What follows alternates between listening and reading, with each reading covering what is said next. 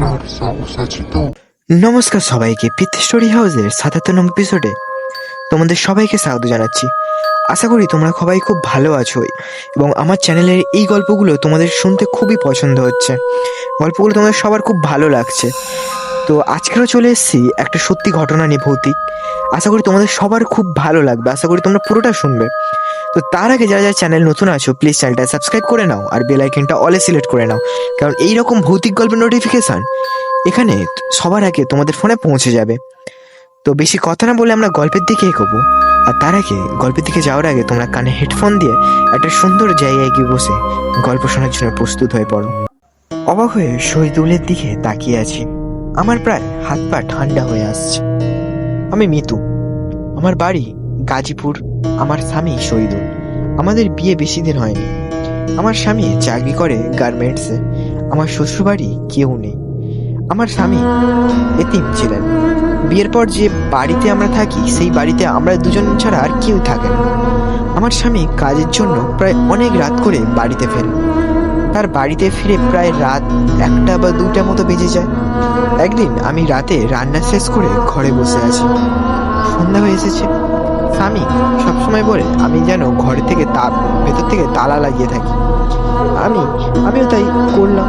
তো সেদিন সন্ধ্যা হওয়ার পর ঘরে তালা দিয়ে বসে আছি, ফোন টিপছি। হঠাৎ শুনলাম বাইরে কেউ হাঁটছে। সন্দেহ হচ্ছিল, তবে আমি শিওর ছিলাম না। বেশ কিছু সময় যাওয়ার পর আমার বেশ ভয় লাগছে। আমি আর রাতে ভাত খাই না। রাত তখন 12টা বাজে। হঠাৎ দরজার কেউ নক করছে। আমি জিজ্ঞাসা করি কে। উত্তর আসে না। আবার নক করলে আমি তখন আবার জিজ্ঞাসা করি। তখন উপাস থেকে উত্তর আসে, আমি শহীদুল। শুনে আমার শরীরে যেন প্রাণ ফিরে আসছে। আমি দরজা খুলে দিই। সে ঘরে আসে। আমি বলি যাও হাত মুখটা ধুয়ে আসো, ভাত দিই। উনি বলেন না, খাবো না। আমি বলি কেন খাবে না, কি হয়েছে? উনি আমাকে একটা ধমক দেন। আমার সারা শরীর কেঁপে ওঠে। আমি বলি কি হয়েছে? সে এমন দৃষ্টিতে আমার দিকে তাকায়, আমি ভয় পেয়ে যাই। তাকে আর কিছু বলা হয় না। ভাবলাম হয়তো অফিসে কোনো ঝগড়া হয়েছে, তাই তিনি তার এইরকম ব্যবহার করছে। আর কিছু না বলে শুয়ে শুতে চলে যায়। আমি আর কথা বললাম না। লাইট অফ করে শুয়ে আছি। কিছু সময় পর ঘুমিয়ে গেলাম। প্রায় 1-1.5 ঘন্টার পর হঠাৎ আমার ঘুম ভেঙে গেল। আমি পাশে হাত রাখতে দেখি খাটে কেউ নেই। আমি উঠে গিয়ে লাইট জ্বালাই। দেখি ঘরে কোথাও শহীদুল নেই। আমি ভাবলাম হয়তো ওয়াশরুমে গেছে। দেখি চাবি আবার কাছে, দরজাটা ভেতর থেকে লাগানো। তাহলে শহীদুল কোথায়? আমার খুব ভয় করছে। এমন সময় দরজার আবার কেউ নক করছে। এবার আমি চুপ করে আছি। দরজার ওপাশ থেকে কেউ বলছে মিতু, ও মিতু। আমি জিজ্ঞাসা করলাম কে? অপর পাশ থেকে বলছে আমি আমি আমি বললাম আমি কে? উনি মজা করে বললেন তোমার স্বামী গো, এবার দরজা খোলো। আমি খুব ভয় পেয়ে আছি। এমন সময় তার রসিকতায় আমার গা জ্বালিয়ে দেয়। আমি কাঁপা কাঁপা হাতে দরজা খুললাম। তিনি ঘরে আসলেন। উনি বললেন যাও ভাত বাড়ো, অনেক খিদে লাগছে। তুমি ভাত খেয়েছো? তো আমি বললাম তুমি না বললে আমি এখন খাবে না? উনি অবাক হয়ে বললেন কখন বললাম ভাত খাবো না?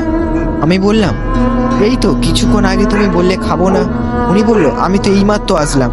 তাহলে কিছুক্ষণ আগে কিভাবে বলবো যে আমি ভাত খাবো না? তোমার কি হয়েছে, শরীর ঠিক আছে? আমি আর কিছু বললাম। আমি বল ঠিক আছে যাও হাত মুখ ধুয়ে আসো। শহীদুল হাত মুখ ধুয়ে আসলে আমরা খাবার দাবার খেয়ে তারপর বসে আছি। তখন আমি তাকে বললাম যে সন্ধ্যায় এরকম আমার সাথে কি কি ঘটেছিল তার পুরোটাই আমি তাকে খুলে বললাম। সে জানায় যে সে তো এইমাত্র এসেছে, তাহলে কে ঘরে এসেছিল? যদিও এটা একটি বিশাল প্রশ্ন যার কোনো ব্যাখ্যা নেই। এরপরে আমরা এই বাড়িতে বেশ দিন থাকি না। তারপর এই বাড়িটা আমরা ছেড়ে দিই, পাল্টে দিই। আমার স্বামী ভয় ছিল যে যদি কোনো ক্ষতি হয়ে যায়। এই সম্পূর্ণ ঘটনাটি সত্য। এটি আমার এক বোনের সাথে ঘটা। আমি তার মতো করে আপনাদের বলার চেষ্টা করেছি। তো বন্ধুরা, আজকের গল্পটা এই অবধি। আশা করি তোমাদের গল্পটা ভালো লেগেছে। যদি ভালো লেগে থাকে একটা সুন্দর কমেন্ট করে যেও। আর এইরকম গল্প তোমাদের বন্ধুদের কাছে শেয়ার করতে পারো যারা এইরকম ভৌতিক গল্প শুনতে পছন্দ করে। তো আমরা আবারও ফিরে আসবো এইরকম সত্যি ভৌতিক গল্প নিয়ে।